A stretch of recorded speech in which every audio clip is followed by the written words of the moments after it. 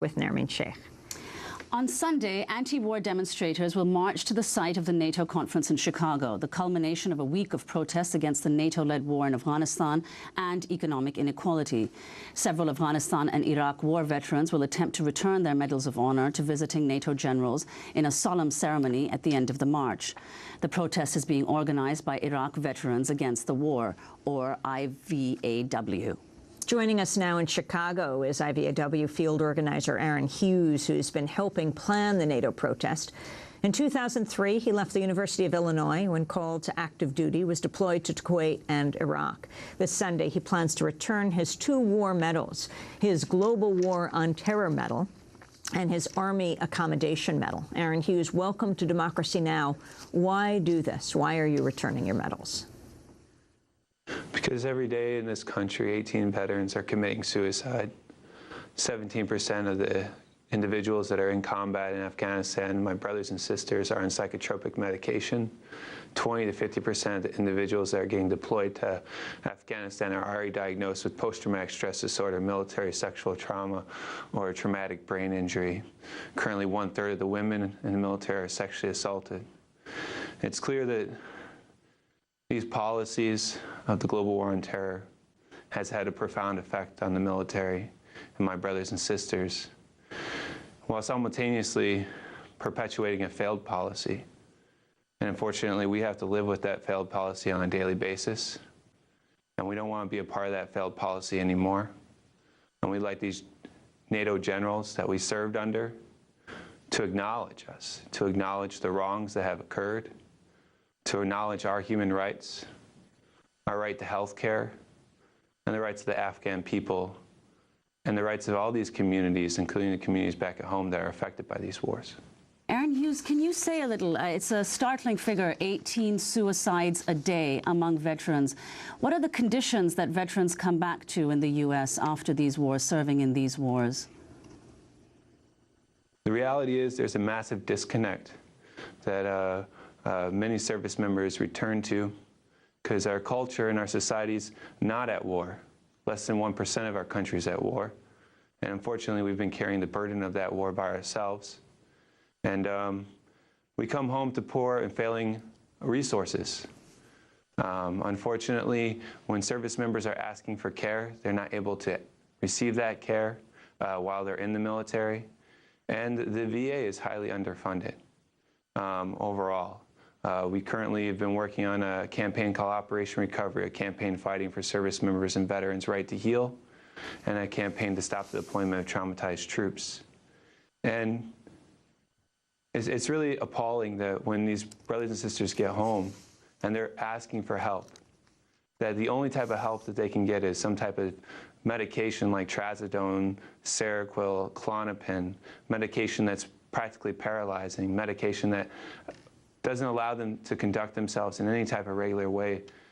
And that's the standard operating procedures, and yet those are the same medications that service members are getting redeployed with and redeployed on and conducting military operations on. And those are the same medications that we are trying to reintegrate into the world with. And it's the disconnect between what's happening in Afghanistan and what's happened in Iraq with the daily lives of everyone here in the United States is just too vast to overcome. You know, Aaron, you not only served in Iraq and Kuwait, you also were in the Illinois National Guard from 2000 to 2006. How did you come around to your feelings today, to this weekend returning 2 of your war medals? When did you change your mind? Well, I changed my mind in the midst of what I had seen throughout my deployment. I was deployed for 15 months, and I hauled supplies from the border of Kuwait into Iraq.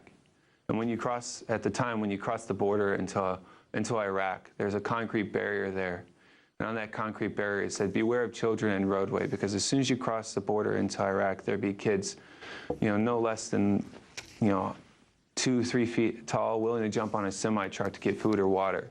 And when I first crossed that border, I was like, "Hua, these are the kids I'm going to help. These are the kids I'm here to help build a democracy for. These are the kids I'm here to help provide humanitarian relief for." And Those kids were still on the side of the road 6 months later. And they were still on the side of the road 12 months later. And they were still on the side of the road 13 months and 14 months and 15 months later. And on my last convoy out of Iraq, I watched my squad leader, Sergeant Holland, cry. And he kept saying, "What have we been doing?" That's something that haunts me every day. What have we been doing? I ask that to everyone. Seriously, what have we been doing? A decade-long war. What have we been doing? And the individuals that have to carry those mistakes on a daily basis are the communities in Afghanistan and the service members that then return to a society with high unemployment and very little care for them when they return. Aaron, one of the things, of course, one of the main focuses of the summit is going to be Afghanistan. And the NATO Secretary General has written recently that NATO's role is going to shift from combat to training and mentoring till the drawdown of forces at the end of 2014. Could you comment on what you think will happen once NATO and U.S. forces draw down from Afghanistan? I can't really say what will happen when NATO forces withdraw. But what I can say is what's happening on a daily basis is we have traumatized troops that are conducting military operations resulting in a failure. We're talking about trying to conduct a coin counterinsurgency doctrine, and we're trying to win the hearts and minds when that's something that the military has never been trained to do. When I went through basic training, I never once learned about democracy. When I got deployed to Iraq, we got about a 24-hour briefing on the culture of Iraq. People spend years studying democracy, studying political science, studying different cultures in order to have a better understanding. We spend 9 weeks learning how to kill people. And that's a reality. That's what you're asked, and that's what you're trained to do. And there's a moral disconnect. There's a real moral disconnect between the idea that our military can build a democracy and the idea that our military is trained and designed to control, dominate, and kill people. So, Aaron, that's what our military is trained to do. What exactly are your plans? And yet we continue to ask it to do this thing, to build democracy, as if we've never read history, as if we've never looked at any other occupation throughout history, and that occupations don't build democracies, don't extend individuals' freedoms. The movements, the Arab uprising, the Arab Spring, that was building democracy. The movements of Gandhi, the movements of the civil rights movements here in the United States, people's movements, that extends democracy, not military force. So, Aaron Hughes, what exactly are your plans this weekend? Can you explain what the action will be, where you and how many other soldiers do you expect to return their medals? I can't say exactly how many specific number of service members and veterans will be participating, but what I can say is that each of these individuals' voice is extremely important to hear. And we're collaborating with Afghans for Peace, and we're going to be marching directly with them in the very front of the contingent in military formation. And when we get to the concluding site of the march, there will be a stage, and at the top of that stage, we'll be lowering an American flag as we play taps and reading off the countries that flag has flown over during the global war on terror over the last decade of war. And then each service member will be invited to come up and speak their piece about why they're returning their service members, their service medals. No one will be speaking for anyone else. We're inviting each service member and veteran to speak for themselves. And then we'll be conducting a form of reconciliation and performance of some sorts with the Afghans for Peace, just to highlight the fact that we can see past the socially and politically and walls that have been promoted, similar to how the walls have been written here in Chicago. It's the demonstrators versus the security. In reality, I've been security force. I know what it's like to stand on those lines, and we're asking all these individuals that are participating in this security, the Illinois Army National Guard, other individuals that are in the service, to stand with their brothers and sisters. Stand on this side.